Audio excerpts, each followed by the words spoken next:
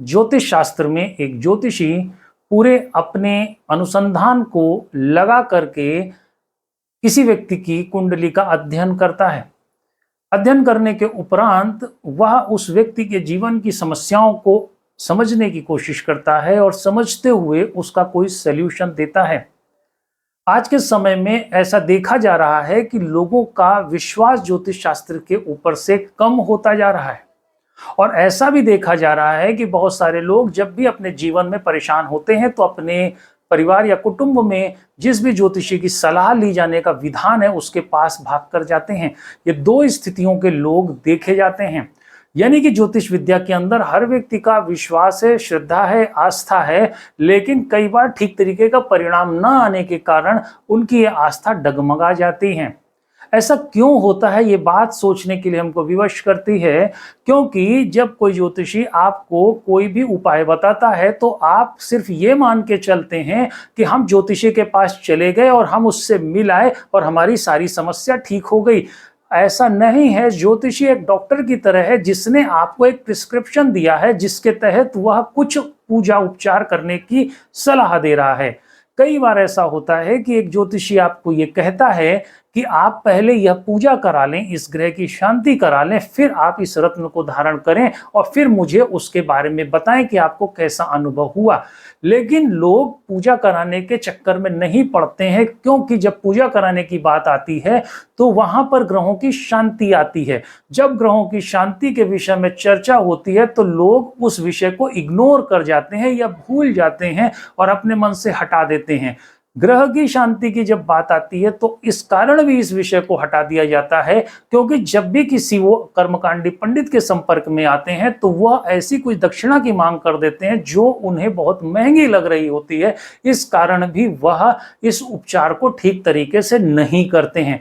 यानी कि ज्योतिषी की कहीं पर भी कोई गलती नहीं है। ज्योतिषी ने अपने अनुसंधान के आधार पर एक व्यक्ति को जो उसके पास गया है, जो भी बात समझाने की कोशिश की है वो बिल्कुल ठीक थी, क्योंकि वह व्यक्ति जिसको समस्या है जीवन में वह ज्योतिषी के हर विषय पर राजी था, लेकिन उसने जो रेमेडी कही गई है, जो उपचार कहा गया है, उसको ठीक तरीके से अपने जीवन में नहीं अपनाया, इसलिए समस्या हुई है।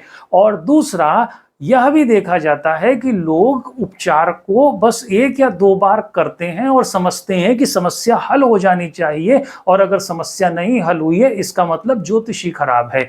ऐसा नहीं है। एक कुशल या जानकार ज्योतिषी अगर आपके संपर्क में है तो आप उस पर पूरा विश्वास रखें और उसने जो उपचार कहा है उस उपचार को ठीक से लंबी अवधि तक करें, उसे ठीक तरीके से समझ कर ठीक तरीके से करें। उस उपचार का एक महत्वपूर्ण पार्ट है ग्रहों की शांति। जब ग्रहों की शांति की बात आती है तो आप किसी भी ग्रह को एक बार पूजा देकर या उसकी जो संख्या है उतना जाप करके उसकी शांति प्राप्त कर लेंगे, यह कोई गारंटी नहीं है। आप जब उस ग्रह की शांति पर काम करते हैं तो उसका प्रभाव कुछ दिनों तक तो आपको देखने को मिलता है, फिर वापस से वैसी ही स्थिति आपको अपने जीवन में देखने को वापस आ जाती है। यह ठीक ऐसे है जैसे आप किसी एक गिलास पानी को ले लें जो साफ पानी है, उस साफ पानी पर यदि नीले रंग की किरण डाली जाएगी तो वो पानी नीला दिखने लगेगा, जबकि वो पानी तो साफ है लेकिन किरण डाले जाने के कारण वो नीला दिख रहा है। यदि उस पर लाल रंग की किरण डाल दी जाएगी तो लाल रंग का दिखने लगेगा। पानी का यहाँ प्रॉब्लम नहीं है, पानी साफ है लेकिन जो किरण आ रही है उसकी प्रॉब्लम है। अब मान लीजिए कि जो किरण आ रही है उस किरण को शांत करने के लिए आपने कोई ज्योतिषी उपाय किया किसी ग्रह की शांति की, तो हम एक उदाहरण लेते हैं कि जो लाल रंग की किरण आ रही है पानी के गिलास में, उसको शांत करने के लिए आपने कोई ज्योतिषी उपाय किया, किसी ग्रह की शांति करी, तो लाल रंग की किरण आना बंद हो जाएगी और जैसे ही वो किरण बंद होगी वैसे ही आपको ये पानी सफेद दिखने लगेगा, यानी आपके जीवन में रिलैक्सेशन आ जाएगी। अगर वो किरण पूरी तरह बंद हुई तो पूरी तरह रिलैक्सेशन आ जाएगा। यदि पूरी तरह किरण नहीं बंद हुई लेकिन उसकी फ्रीक्वेंसी हल्की पड़ गई तो भी आपको जीवन में विश्राम दिखने लगेगा।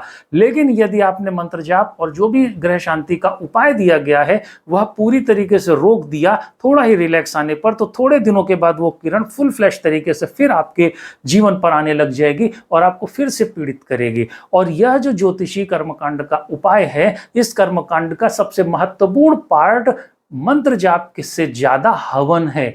यानी कि यहाँ पर हवन ठीक तरीके से होना बहुत जरूरी है। और जब आप किसी कर्मकांडी पंडित के संपर्क में आते हैं, वहां पर कई बार ऐसा देखा जाता है कि आपको जितना मंत्र जाप करने की सलाह दी जाती है उससे 10% का हवन का विधान होता है।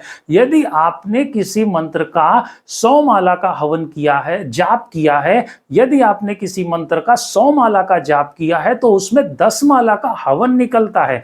लेकिन कर्मकांड के जो पंडित हैं वह अपनी सुविधा के अनुसार 1 या 2 माला का ही हवन कराते हैं, जिससे भी आपको ठीक तरीके से लाभ नहीं मिलता। आप दूसरे के सहारे रह करके आप अपनी जीवन की समस्या को कभी भी दूरगामी दृष्टिकोण से हल नहीं कर सकते, क्योंकि आपके जीवन में जो समस्या आप महसूस कर रहे हैं उसके कारक आप ही हैं। क्योंकि आपकी कुंडली आपको आपके पिछले जन्मों के बारे में बता रही है कि आप पिछले जन्म में क्या करके आ रहे हैं, वहां का इंप्रेशन है। उसके आधार पर इस जन्म में आपको किस तरीके की स्थितियां मिलेंगी, ऐसा बताने का ज्योतिषी उपाय या प्रयास कर रहा है। इसके लिए आपको रेमेडी खुद करनी पड़ेगी और लंबी अवधि तक करनी पड़ेगी। यदि आप ठीक तरीके से रेमेडी को लंबी अवधि तक विधिवत करते हैं, क्योंकि विधान है कि जितना मंत्र जाप होगा उसका 10% का हवन होगा, उसके 10% का मार्जन तर्पण होगा, उसके 10% का ब्राह्मण भोज होगा और उसके 10% का दान होगा। अगर आप इतना पूरा कोरम नहीं भी पूरा करते हैं तो मंत्र जाप के 10% का हवन और उसके 10% ब्राह्मण भोज और कुछ दान, इतना तो हिस्सा आवश्यक होता ही होता है। यदि आप इसको इतने हिस्से को ठीक तरीके से पूरा करेंगे और दीर्घकालिक समय तक करते रहेंगे, निश्चित ही भरोसा रखिए आपको लाभ होगा ही होगा। आप पूरी हवन विधि को भी हमारे साथ सीख सकते हैं। अलग अलग ग्रहों के मंत्रों के बारे में हमसे सीख सकते हैं। हमको किस तरीके से अलग अलग ग्रहों के गायत्री मंत्रों की उपासना करनी चाहिए, अलग अलग ग्रहों के कैसे हमें नाम जप के मंत्रों का उपाय करना चाहिए, हवन उनका हमें कैसे करना चाहिए, किस औषधि का प्रयोग करना है, किस प्रकार की संविधा का प्रयोग करना है, ये सब कुछ हम आपको पढ़ाते हैं और आपको प्रैक्टिकल के तौर पर ये सारी चीजें सिखाएंगे भी। ये सारी पूरी गतिविधि को हमारे साथ सीखने के लिए नीचे दिए गए नंबर पर हमारे से संपर्क करें।